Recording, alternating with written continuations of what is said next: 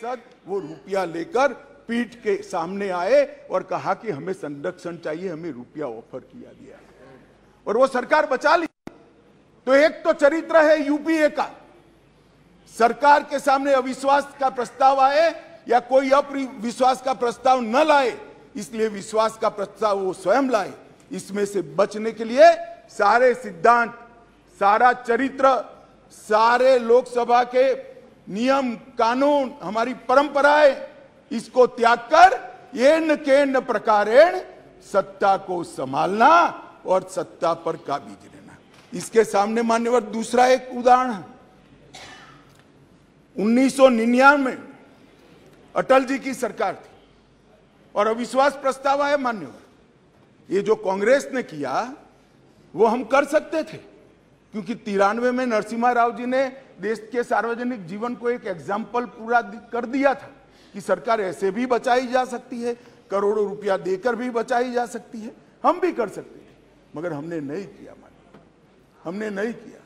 हमने हमारी बात रखी, देश के प्रधानमंत्री अटल जी ने इसी सीट पर बैठकर अपनी बात रखी संसदों के सामने और जो कहा कि संसद का जो फैसला है मैं सर पर चढ़ाऊंगा, हमें कोई आपत्ति नहीं। मान्यवर, सिर्फ एक वोट से सरकार गई, सिर्फ एक वोट से। क्या हम यूपीए और कांग्रेस की तरह बचा नहीं सकते थे?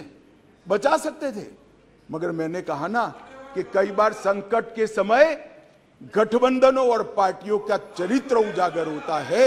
यूपीए का चरित्र सत्ता बचाने के लिए भ्रष्टाचार करने का चरित्र है और भारतीय जनता पार्टी और एनडीए का चरित्र सिद्धांतों के लिए राजनीति करने का चरित्र है। मान्यवर, उस वक्त मुझे ठीक याद है, मैं संसद में नहीं था, सदस्य नहीं था, बहुत सारे सीनियर सदस्य होंगे उस वक्त।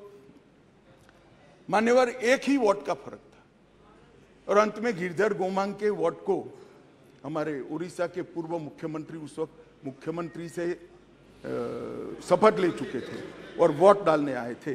वो वोट को वैलिड गिनना या न गिनना, मगर मान्यवर आप जिस आसन पर बैठे हो इसकी भी गरिमा का एनडीए ने पालन किया था। हमने कोई दबाव नहीं बनाया, एक वोट हमारे विरुद्ध में गया, हमारी सरकार चली गई। मगर आज मैं फिर से कहना चाहता हूं गौरव गोगोई जी को, मगर जनता है जो सब देखती है, जनता है जो सब जानती है। एक वोट से हमारी सरकार गई, एक वोट से हमारी सरकार जरूर गई, परंतु अंत में क्या हुआ?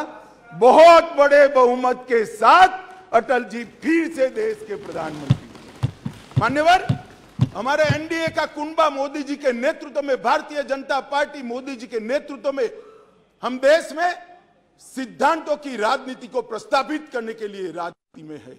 येन केन प्रकारेण सत्ता को बचाने के लिए राजनीति के अंदर नहीं है। और ये दो चरित्र आज इस विश्वास प्रस्ताव पर की चर्चा के माध्यम से मैं 130 करोड़ की जनता को याद कराना चाहता हूं। एक और करोड़ों रुपया खर्च कर बहुमत खरीदने वाले लोग बैठे हैं और एक बार सिद्धांत के लिए सत्ता छोड़ने वाले लोग बैठे हैं। जनता, देश की जनता ने मान्यवर, अरे शुरुआत है, धैर्य रखो, काफी सुनना पड़ेगा। सुरेश जी, ये तो ट्रेलर है, अभी ट्रेलर है। मान्यवर, अभी बात निकली गरीब कल्याण की।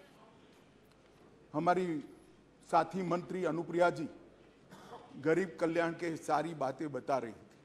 मान्यवर, गरीबी हटाओ का नारा दिया, सालों तक गरीबी हटाओ के नारे के आधार पर देश की भोली भाली गरीब जनता का विश्वास प्राप्त किया और वोट लेते रहे, जीतते रहे, गरीबी जस की तस रह गई। नरेंद्र मोदी जी ने कोई बड़े बड़े वादे नहीं किए, परंतु नरेंद्र मोदी जी के जहन में गरीबी का डंक भी था, दंश भी था, क्योंकि वो स्वयं गरीब के घर से आकर इस सबसे बड़ी पंचायत में आए थे। इन्होंने गरीब कल्याण के लिए मान्यवर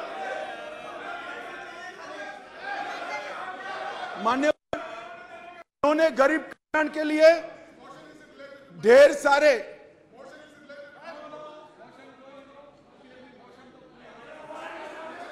मान्यवर सुरेश जी इतने सीनियर मेंबर है, उनको अविश्वास प्रस्ताव का कैरेक्टर मालूम नहीं है। आप जब अविश्वास प्रस्ताव लेकर आते हो तो सरकार के समग्र कामकाज पर क्वेश्चन मार्क करते हो, और क्योंकि ये क्वेश्चन मार्क पॉलिटिकली मोटिवेटेड है, इसलिए मुझे सरकार के परफॉर्मेंस की चर्चा करनी पड़ेगी। मान्यवर, इस देश के करोड़ों गरीबों के नसीब में जब तक मोदी जी प्रधानमंत्री नहीं बने धुएं से भरा हुआ घर था। मोदी जी ने 9.6 करोड़ 9 करोड़ 60 लाख गरीब महिलाओं के घर में गैस का सिलेंडर भेजा और उसकी झोपड़ी को धुएं से मुक्त कराने का काम किया। मान्यवर, 11 करोड़ परिवार ऐसे थे, दुनिया में कोई विचार नहीं कर सकता। कई देशों की आबादी 11 करोड़ से आधी भी नहीं है, 5वें हिस्से की भी नहीं है, परंतु 11 करोड़ परिवार ऐसे थे जिनके पास मान्यवर शौचालय नहीं था। हर रोज वो घर की महिलाएं आहत होती थी। मान्यवर, इनका दर्द 55 सालों तक ये यूपीए कांग्रेस ने नहीं जाना। नरेंद्र मोदी जी प्रधानमंत्री बने और 9 साल के अंदर 11 करोड़ 72 लाख परिवारों को शौचालय देने का काम।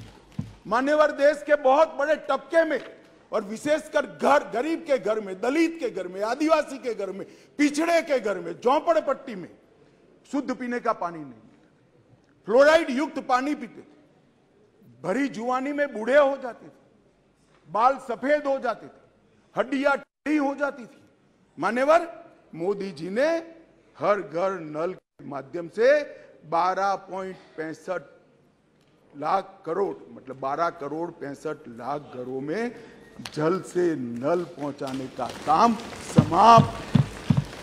मान्यवर, ये हमेशा बोलते हैं, अभी भी चुनाव में कहते हैं कि हम किसानों का कर्ज माफ करेंगे, किसानों का कर्ज माफ करेंगे। मान्यवर, मैं पूछना चाहता हूं, 10 साल में कितना कर्ज माफ करा भाई? 4 से 14 तक आप 10 साल रहे, कितना मार्च करा? 70,000 करोड़, ठीक है ना? 70,000 करोड़। इसमें से भी 35,000 करोड़ तो नीचे बाकी रह गया है, मगर चलो मान ही ले कि 70,000 करोड़ किया। हम किसी का कर्ज माफ करने में विश्वास नहीं करते हैं, उसको कर्ज ही न लेना पड़े, ऐसी व्यवस्था। मान्यवर, इस देश के 14.5 करोड़ किसानों को 2,40,000 करोड़ रुपया इसके बैंक अकाउंट में डाला। अब देश के किसान तय करे कि एक और 70,000 करोड़ का कर्ज की लॉलीपॉप देने वाली यूपीए सरकार और एक बार सम्मान के साथ इसके घर में सम्मान के साथ इलेक्ट्रॉनिक तरीके से 2,40,000 करोड़। मान्यवर, आज मैं और स्पष्टता करना चाहता हूं, ये रेवड़ी नहीं है, ये रेवड़ी नहीं है। हमने ये करने से पहले एक सर्वे किया कि 2.5 एकड़ से कम जिसकी जोत है वो किसान को कितना खर्चा बेसिक खेती के काम के लिए आता है, क्योंकि वो तो मजदूर रखता नहीं है, स्वयं ही बेचारा मेहनत करता है। इरिगेशन, बीज और खाद का कितना खर्चा आता है, तो 2.5 एकड़ से कम जिसकी जोत है इसका खर्चा 6,000 आता है। मोदी जी ने 6,000 रुपया इसको दे दिया। भैया तुम ऋण ही मत, आपने तो एक बार किसान को ऋण मुक्त किया, मोदी जी ने पूरे जीवन के लिए उसको ऋण मुक्त करने का काम किया है। मान्यवर, इस देश में 50 करोड़ लोग ऐसे थे, करीब 60 करोड़ लोग, जिनके घर में बीमारी आ जाए तो पिताजी की मृत्यु हो जाएगी इसका नहीं लगता था, इलाज का खर्च कितना आएगा इसका डर लगता था। और वो पूरा परिवार ऋण के बोझ के तले दब जाता था। माननीय मोदी जी ने 50 करोड़ लोगों को 5 लाख तक का सारा स्वास्थ्य का खर्चा माफ कर दिया। आज देश के किसी भी गरीब के घर में बीमारी आती तो 5 लाख तक का सारा इलाज, चाहे ऑपरेशन करना हो, चाहे दवाइयां देनी हो, चाहे टेस्ट कराना हो, वहां तक कि अस्पताल से घर जाने के रिक्शा के 200 रुपया भी हम दे रहे हैं। 5 लाख रुपया हर परिवार को। मान्यवर, जब हमने बैंक का अकाउंट खोलने की जनधन योजना लेकर आए, तब मजाक उड़ाया जाता था। हमारे बिहार के मुख्यमंत्री नीतीश कुमार जी ने हमारा कड़ा मजाक उठाया कि अकाउंट तो खोल दिया, अंदर क्या डालेगा, जरा बॉनी तो कराओ। नीतीश बाबू, आज मेरी बात सुन लीजिए। हमने 49 करोड़ 65 लाख बैंक अकाउंट खोले, जिसमें 2 लाख करोड़ गरीबों के जमा है, और राज्य सरकार और केंद्र सरकार की 300 से ज्यादा योजनाओं का पैसा डीबीटी के माध्यम से जनधन अकाउंट में ट्रांसफर होता है। मगर साहब, ये जनधन योजना का क्यों विरोध कर रहे थे, समझने जैसी बात है। एक बार इस देश के तत्कालीन प्रधानमंत्री ने कहा था, जो यूपीए से ही थे, उन्होंने कहा था कि मैं दिल्ली से 1 रुपया भेजता हूं, 15 पैसे पहुंचते हैं। वो तो ठीक है, स्वीकृति की सच्चे आदमी थे, नए नए राजनीति में आए थे, बोल गए। मगर मैं अब आगे पूछना चाहता हूं, क्योंकि बाकी लोग तो यहीं बैठे हैं। भैया 85 पैसा कौन ले जाता था? ये 85 पैसा कौन ले जाता था? मान्यवर, 85 पैसा ये ले जाते थे जिनको इसके अंदर कटकी और बटकी करनी थी। मान्यवर, जो जनधन योजना का विरोध कर रहे हैं, वो 85 पैसा एंजॉय करने वाले लोग हैं, क्योंकि अब भारत सरकार रुपया भेजती है तो सीधा रुपया पहुंच जाता है। कांग्रेस की तरह नहीं 85 पैसा, सीधा रुपया गरीब के घर में पहुंच जाता है। मान्यवर,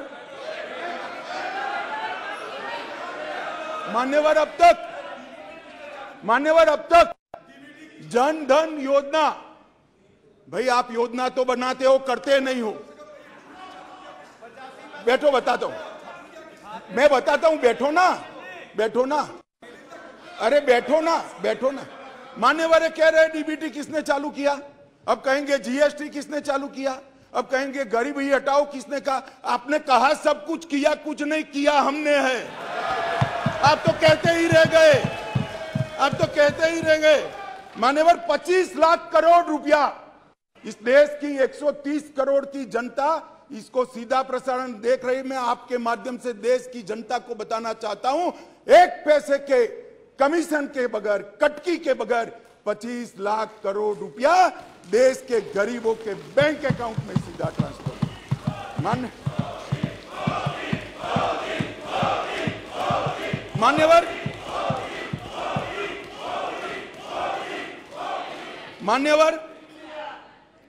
मान्यवर, कोरोना है। कोरोना, मोदी जी ने शुरुआत की पक्षी से ऊपर उठकर, संघ भावना से। ये पूरे समाज की लड़ाई है, पूरी दुनिया की लड़ाई है, पूरे देश की लड़ाई है। पक्षी में नहीं पड़ना चाहिए। सबको साथ में रखकर कोरोना के खिलाफ की लड़ाई की शुरुआत हुई। और मैं आज भी कहता हूं, मैं आज भी मानता हूं कि कोरोना के खिलाफ भारत सफलता से लड़ पाया है। उसका एकमात्र कारण है, सभी जगह दुनिया में कोरोना के खिलाफ सरकारें लड़ी, भारत में केंद्र सरकार, राज्य सरकार और 130 करोड़ लोग एक साथ लड़े हैं, इसलिए हम सब। मगर जब वैक्सीनेशन आया और उनको लगा कि तो देश बच जाएगा, तो मोदी वैक्सीन। मैं 2 नेताओं को बरोबर याद है, समाजवादी पार्टी के अखिलेश जी और राहुल जी, दोनों ने कहा है तो मोदी वैक्सीन है, देखो लेना मत, टेस्टिंग भ्रांति। और मान्यवर, अब बैठ जाए। मान्यवर मान्यवर मान्यवर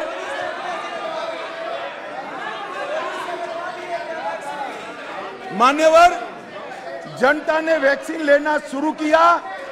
मोदी सरकार ने चाय पिलाकर वैक्सीन दी, फ्री ऑफ कॉस्ट वैक्सीन दी, पहला डोज दिया, दूसरा डोज दिया और 130 करोड़ लोगों को दोनों डोज लगाकर कोरोना से बचाने का था।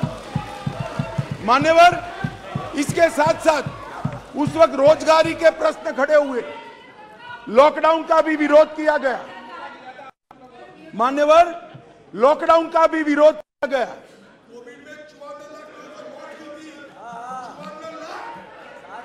मान्यवर मान्यवर मान्यवर सबने कहा कि लॉकडाउन लगाओगे तो गरीब क्या खाएगा। हमारे सामने दो रास्ते थे, लॉकडाउन न लगाना और पूरे देश की जनता कोरोना में फंस जाए, लाखों करोड़ों लोगों की मृत्यु हो। लॉकडाउन भी लगाया, उसको भूखा भी नहीं रखा। मान्यवर, 80 करोड़ लोगों को प्रति व्यक्ति प्रति माह 5 किलो अनाज ये लॉकडाउन के समय में हमने गरीब के घर में पहुंचाया और उसका चूल्हा चला करा। और वो आज भी चल रहा है, आज भी चल रहा है।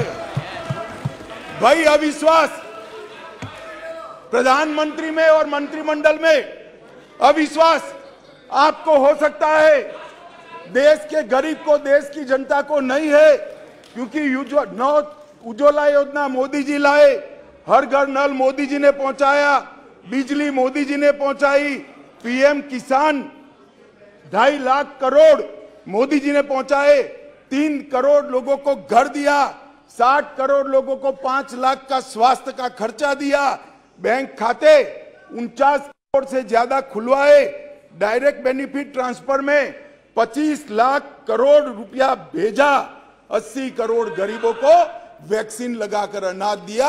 अविश्वास आपको है, देश की जनता को अविश्वास नहीं है, वो मोदी जी के साथ। मान्यवर,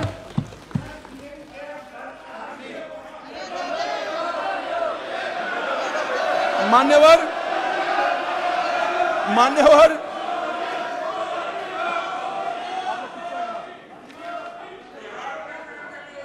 अध्यक्ष जी,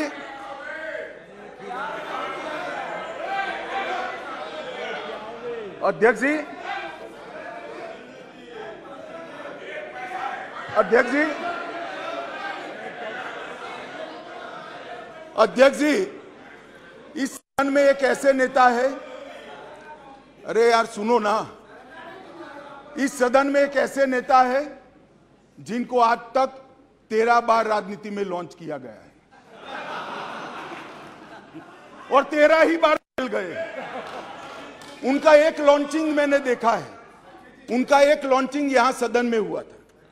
एक गरीब मां कलावती या ऐसा कुछ नाम था, कलावती, बुंदेलखंड की बहन कलावती, उसके घर वो नेता भोजन करने गए और यहीं पीछे बैठकर गरीबी का बड़ा दारुण वर्णन, द्रवित हो जाए ऐसा वर्णन कर दिया। ठीक है भाई, अच्छा किया, आप इतने बड़े व्यक्ति होकर गरीब कलावती के घर पर भोजन पर गए, उसका भोजन कर लिया और इसकी वेदना को यहाँ वाचा दे दी। मगर बाद में इनकी सरकार 6 साल चली। मैं पूछना चाहता हूं, वो कलावती का क्या करा? वो कलावती को घर, बिजली, गैस, शौचालय, अनाज, स्वास्थ्य, ये सब देने का काम नरेंद्र मोदी ने।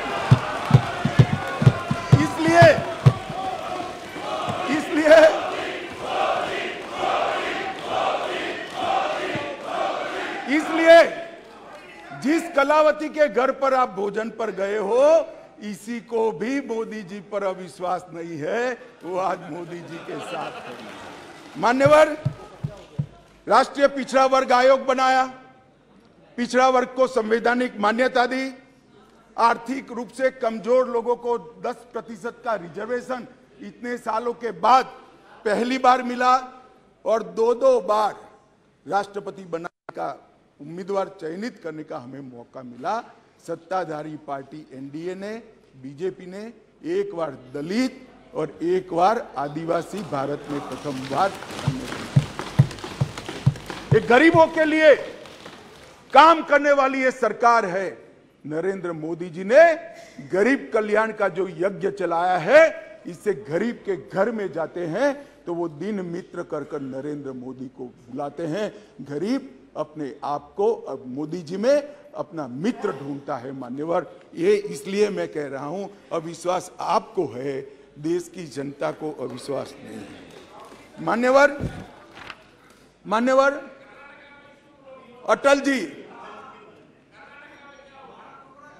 अटल जी इस देश को 11वीं अर्थव्यवस्था छोड़कर गए।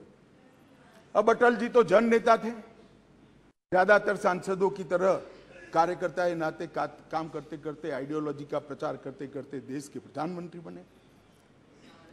6 साल तक चलाया। 6 साल में 15वें नंबर से 11वें नंबर पर लाए। फिर एक अर्थशास्त्री प्रधानमंत्री बने। यूपीए की सरकार आई। मैं उनका धन्यवाद करना चाहता हूं कि 11वें नंबर से 12वें नंबर पर नहीं ले गए, उन्होंने 11वां नंबर संभाल कर रखा। और फिर नरेंद्र मोदी जी आए। ढेर सारे पंडित कहते थे मोदी जी देश का अर्थतंत्र कैसे संभालेंगे। मनमोहन सिंह चौपट कर गए हैं, सारे ग्राफ उल्टे हैं, सारे पैरामीटर्स आउट ऑफ कंट्रोल।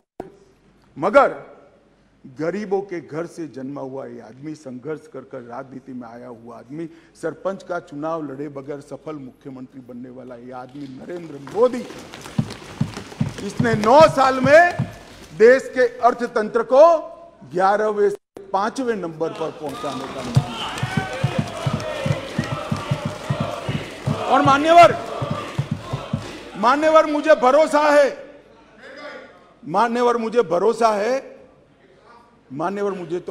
है, मेरे ज्यादातर साथी चुनकर भी आएंगे, वो भी देखेंगे। फिर से एक बार मोदी जी प्रधानमंत्री बनेंगे और देखते 2027 तक देश दुनिया का 3रा नंबर का अर्थतंत्र हमारा देश।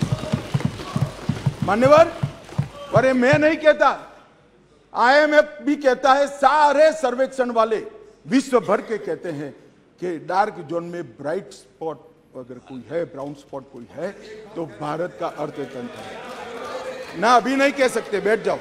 नियम आपको मालूम होना चाहिए, नियम पढ़ लीजिए। अभी नहीं कर सकते। अरे भाई, आपकी पार्टी ने आपका नंबर ही बोलने में नहीं रखा है, क्या खड़े हो कर बोलते हो? आप लीडर ऑपोजिशन हो ना, आप चर्चा शुरू करते हो ना, बोलने देते हैं आपको। अब मेरे भाषण में क्यों बोल रहे हो आप? आपको बोलने नहीं देते आपके पार्टी वाले। बैठ जाओ। मान्यवर,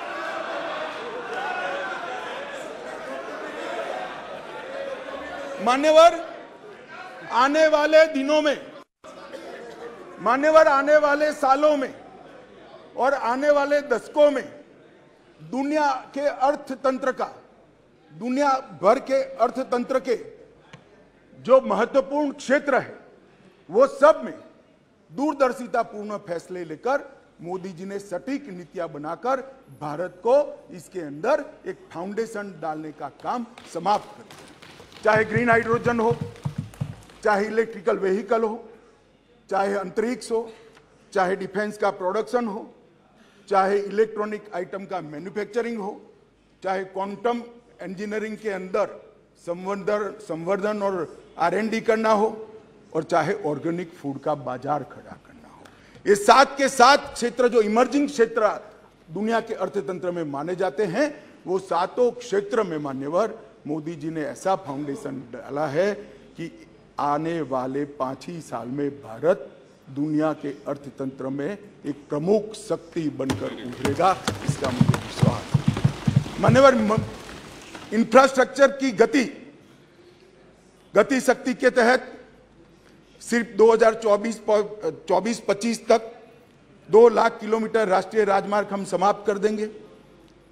2020-21 में 37 किलोमीटर प्रतिदिन बनाए, 148 हवाई अड्डे बने हैं। मोदी जी के आने के पहले 74 थे, अब 148 हो गए।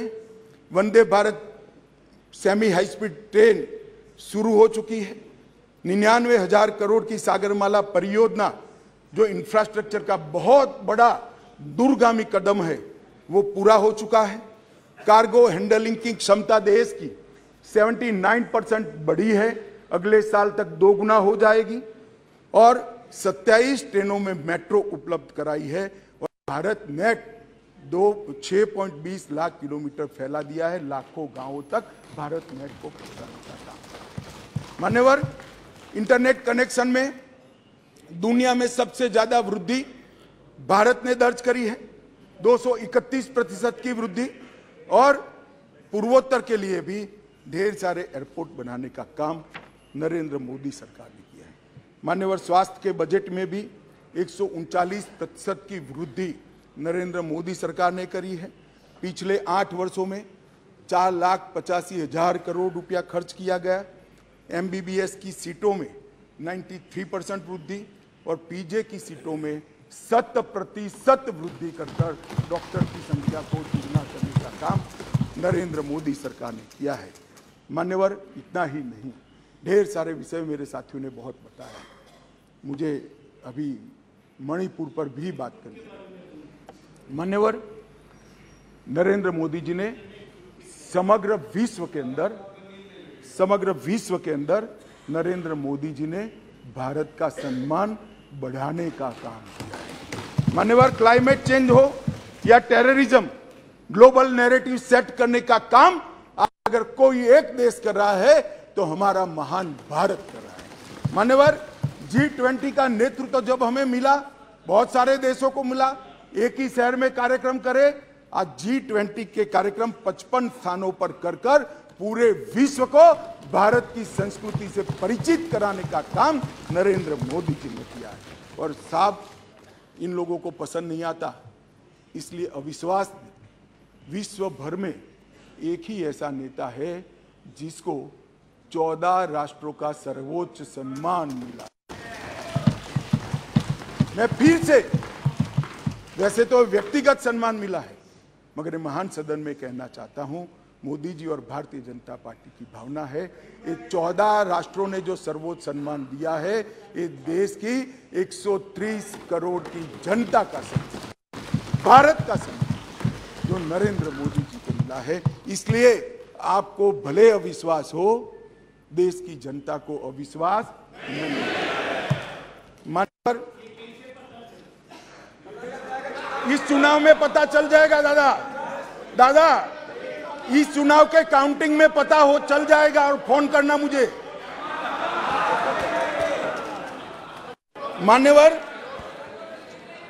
मान्यवर, देश की सुरक्षा, यूपीए की सरकार थी, 2004 से 2014 तक चली। आए दिन आतंकवादी घुस जाते थे, आलिया मालिया जमालिया घुसते थे और जवानों के सर काट कर ले जाते थे। और इस सदन के अंदर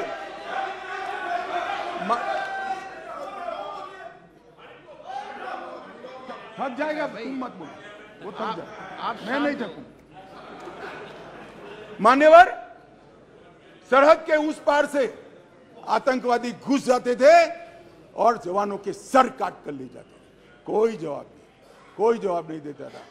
2 बार पाकिस्तान ने हिमाकत की, एक बार सर्जिकल स्ट्राइक और एयर स्ट्राइक, दूसरी बार एयर स्ट्राइक कर पाकिस्तान के घर में घुसकर आतंकवादियों का खात्मा करने का काम नरेंद्र मोदी।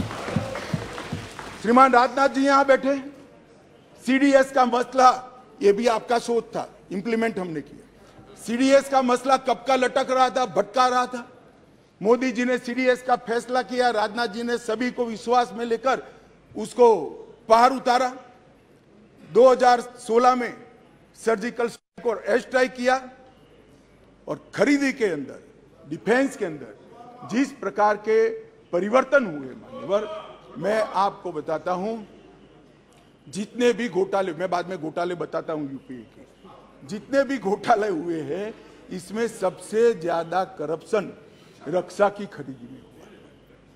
मगर मोदी जी के नेतृत्व में हमारे रक्षा मंत्री जी ने 4100 आइटमों को इंपोर्ट की नेगेटिव लिस्ट में डालकर यहां उत्पादन किया। और आत्मनिर्भर भारत की रचना कैसी होती है, इसकी नींव कैसे डाली जा सकती है, डिफेंस जैसे अति टेक्नोलॉजी वाले और स्पर्धात्मक क्षेत्र में इसको कर नरेंद्र मोदी जी ने आज भारत का रक्षा उत्पादन न केवल भारत, कई देशों के लिए आकर्षण का केंद्र बना है और भारत एक रक्षा के उत्पादन का प्रमुख केंद्र बना है। उत्तर प्रदेश और तमिलनाडु के अंदर 2 डिफेंस कॉरिडोर बनाए गए मान्यवर, और 22-23 में 16,000 करोड़ से ज्यादा का निकास किया गया, निर्यात किया गया। ये आंकड़ा लाखों करोड़ों में जाने वाला है।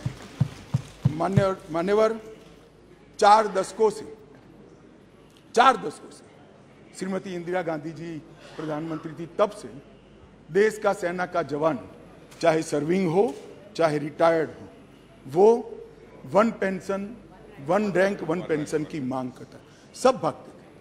भारतीय जनता पार्टी के नेता नरेंद्र मोदी जी ने सेना के सम्मान में निर्णय किया और 42,000 करोड़ से ज्यादा राशि 1 पेंशन 1 रैंक के अंदर देने का काम। मान्यवर, दुनिया में अस्थिरता बढ़ी, चाहे यूक्रेन हो, यमन हो, चाहे कोरोना में दुनिया भर में बसते हुए हमारे भारतीय हो, 90 से ज्यादा यूक्रेन से उड़ाने कर दोनों राष्ट्राध्यक्षों से बात कर 3 दिन तक युद्ध बंद कर 23,000 भारतीयों को घर पे लाने का काम नरेंद्र मोदी से।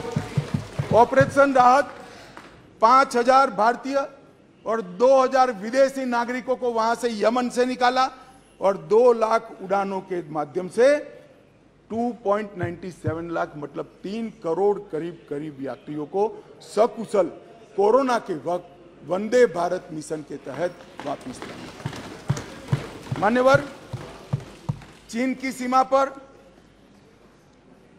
हमारी आर्टिलरी न पहुंचे ऐसी स्थिति थी, रोड ही नहीं बनाए थे, नक्शा ही देखते रहते थे।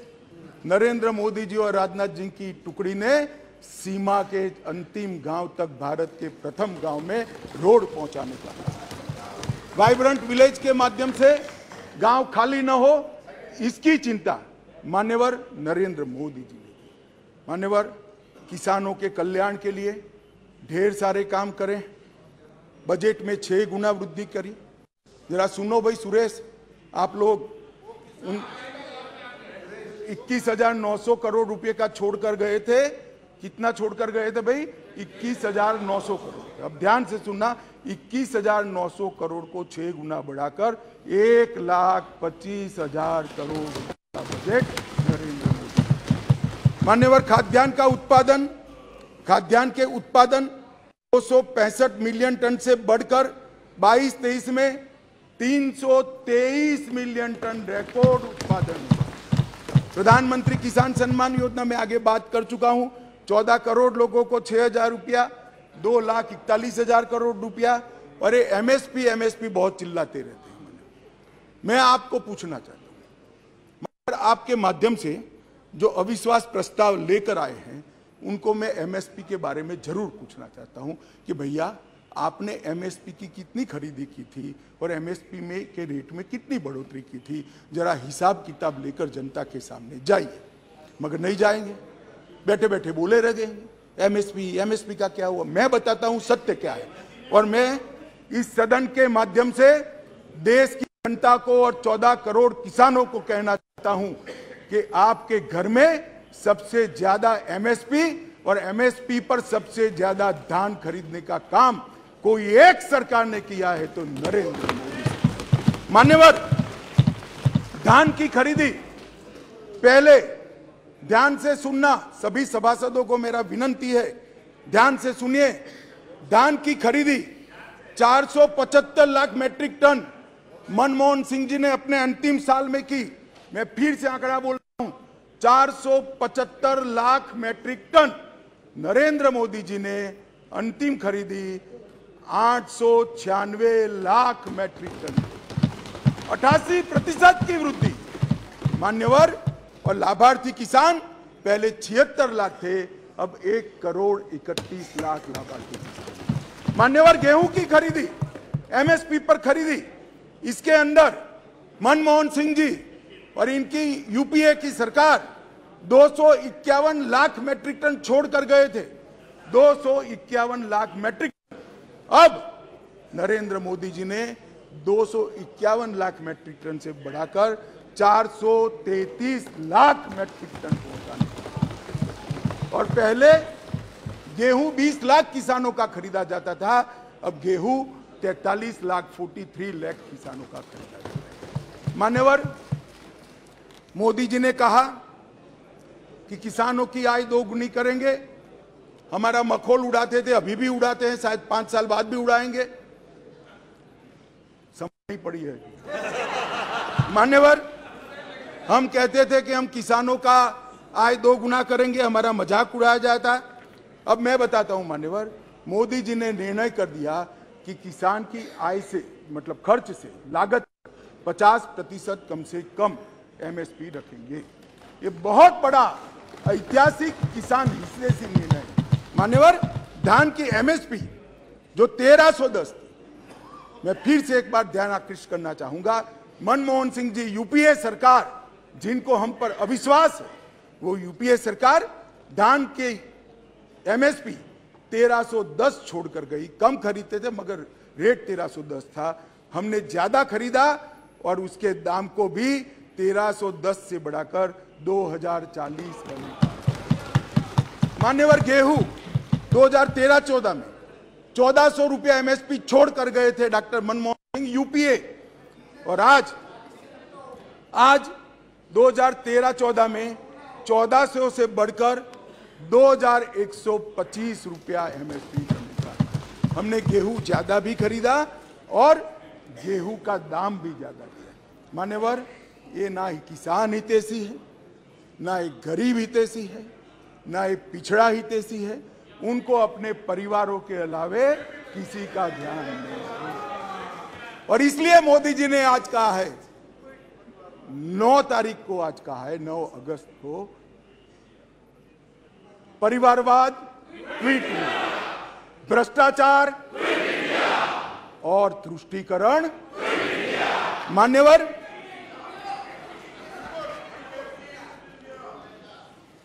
मान्यवर, मैं देश की आंतरिक सुरक्षा के प्रति आपका ध्यान आकृष्ट करना चाहता हूं।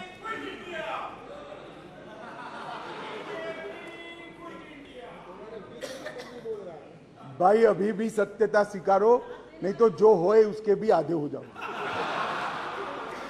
मान्यवर, मैं देश की आंतरिक सुरक्षा के प्रति इस देश की जनता का आपके माध्यम से, महान सदन के माध्यम से मान्यवर, पीएफआई कई सालों से देश को तोड़ने की, देश की जनसांख्यिकी बदलने की और देश के अंदर आतंकवाद के बीज बोने का काम कर रही थी।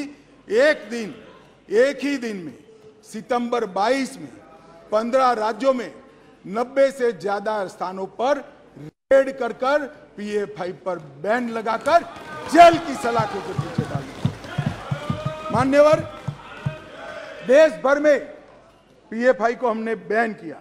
दुनिया भर में भागे हुए गुनहगारों को आज वापस लिया जाता है। एनआईए के 9 घनघोर आतंकवादी कृत्य करने वाले लोगों को दुनिया भर से चून उठाकर हम वापस लाए और 6 राज्यों की पुलिस को भी उनको वापस लाए। सचिन बिश्नोई, सिद्धू मूसावाले की हत्या का आरोपी था, उसको भी वापस लाए और तंवर राणा का भी केस अंतिम सुनवाई तक पहुंचा है। मुझे भरोसा है बहुत कम समय में बॉम्बे के बम हमले के आरोपी राणा को भारत की कानून की अदालत के तहत लाया। मान्यवर, विदेश में भारतीय दूतावासों पर, लंदन, ओटावा, सैन फ्रांसिस्को पर जो हमले हुए, वो तीनों मामलों को हमने एनआईए को सौंपा है।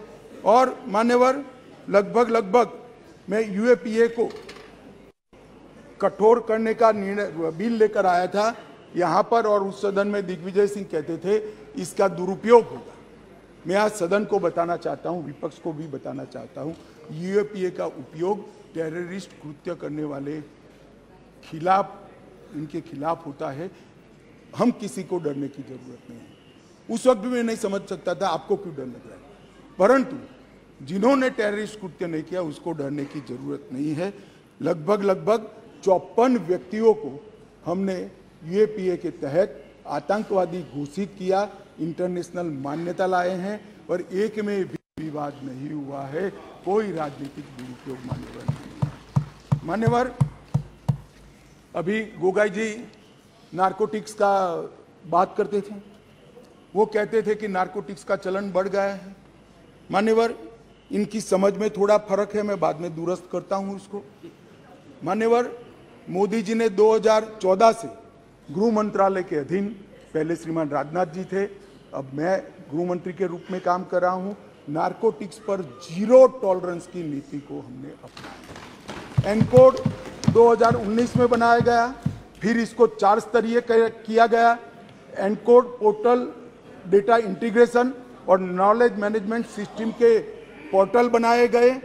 मादक पदार्थ की तस्करी के विस्तृत जांच के लिए जेसीसी, जिसमें ढेर सारे डिपार्टमेंट और सरकारें होती है, इसका गठन किया गया। Dedicated anti narcotics task force राज्यों में बनाई गई। राष्ट्रीय नारकोटिक कैनाइन पूल की स्थापना की गई और 75वें स्वतंत्रता दिवस के मौके पर 1,65,000 किलोग्राम नारकोटिक्स को जलाया गया और अब वो टोटल आज़ादी के अमृत महोत्सव के 1 वर्ष में 10 लाख किलो पहुंच गया है। अब मैं जो गोगाई जी कहते थे इसका जवाब दिया। मान्यवर, आंकड़े किसी की शर्म नहीं रखते, आंकड़े बेशर्म होते हैं और आंकड़े हमारे कामों से खड़े होते हैं, आंकड़ों को बाद में बदला भी नहीं जा सकता। अब 2006 से एक सरकार थी, यूपीए की सरकार थी, जिसको हम पर थोड़ा अविश्वास है। 2006 से 13 का समय उनका ही था। उसमें क्या हुआ, जब्त की गई ड्रग 1,52,000 किलो थी। मैं फिर से सदन का और सदन के माध्यम से देश का ध्यान आकृष्ट करना चाहता हूं। जब्त की गई ड्रग 1,52,000 किलो थी और 2014 से 22 तक 1,52,000 करोड़ से बढ़कर 3,73,000 किलोग्राम ड्रग्स हमने जब्त